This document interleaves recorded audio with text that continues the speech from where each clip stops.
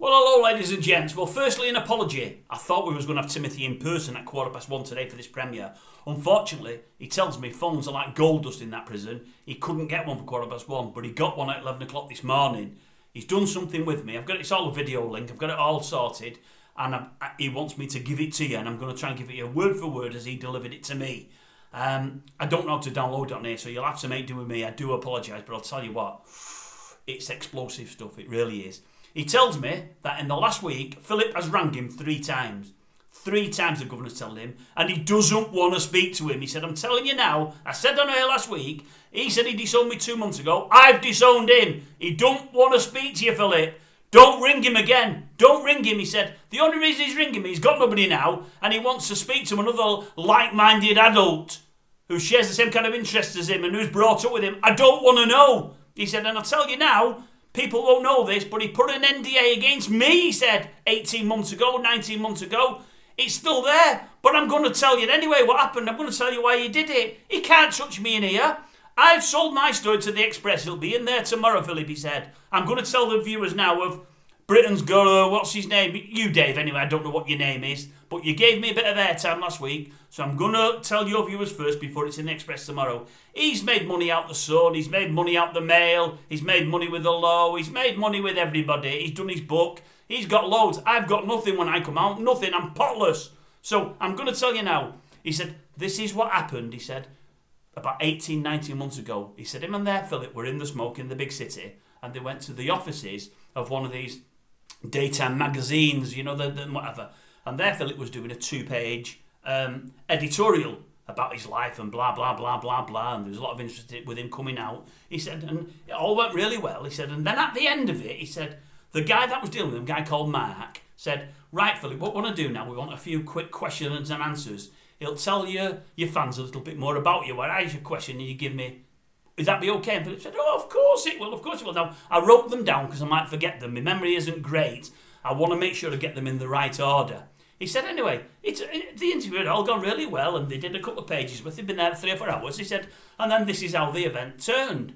He said, Philip, what's your favourite song of all time? And Philip said, oh, that's an easy one. The Bum. Mark said, The Bum? I've never heard of it. Philip said, oh, it's a crackerjack of a song. It's a belting song by Kenny. They even had to dance to it.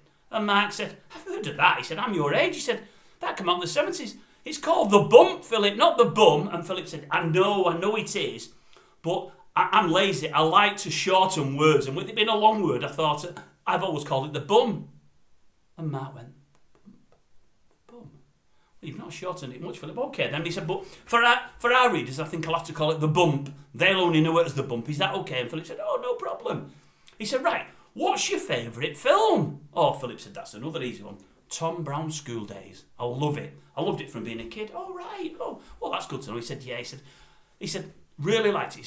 He said, what's your favourite scene, if you don't mind me asking? He said, I like that film myself. He said, Philip said, I like the bit where the boys had all been naughty. He said, and the headmaster had them all lie over the desk there. You know, the headmaster's desk. And we whipped them all about 6 times on the bums. 4 of them. He said, do you...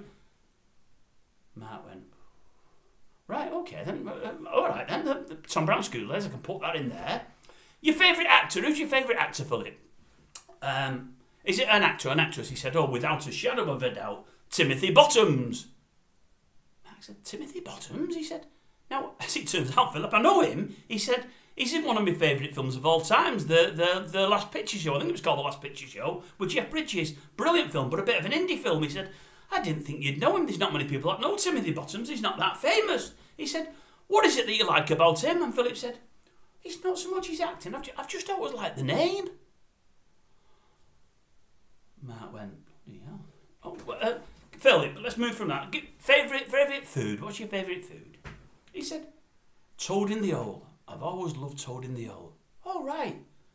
Oh, okay. Then he said, yeah, I like the way that sausage goes into the hole there. You know, into the Yorkshire pudding. I like that. Okay then, Philip. What's your favourite sweet? Give us your favourite sweet. Oh, that's easy. Spotted dick. No. No, I meant sweet, as in sweets.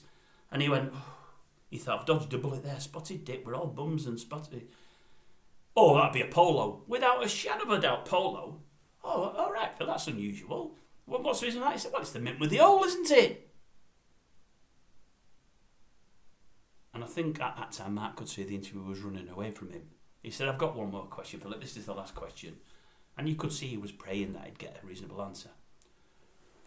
What's your favourite pop star? What's your favourite pop star? He said, oh, again, easy. Michael Jackson, without a shadow of a doubt.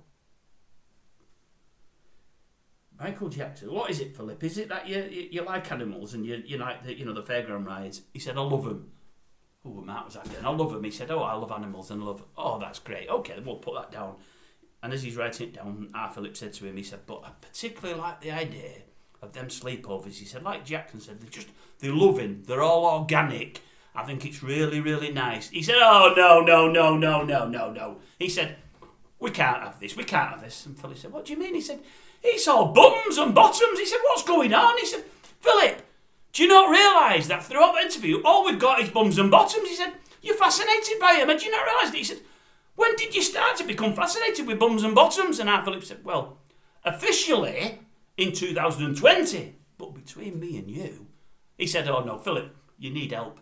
You need a psychiatrist or a psychologist. You need something. He said, in fact, go with the size. Get sci-fi, he said. You could do with Captain Kirk to beam you up to another universe. He said, because you carry on the way you are, you're going to be in some trouble here. I'll tell you, you've got problems, Philip, and you need to address them.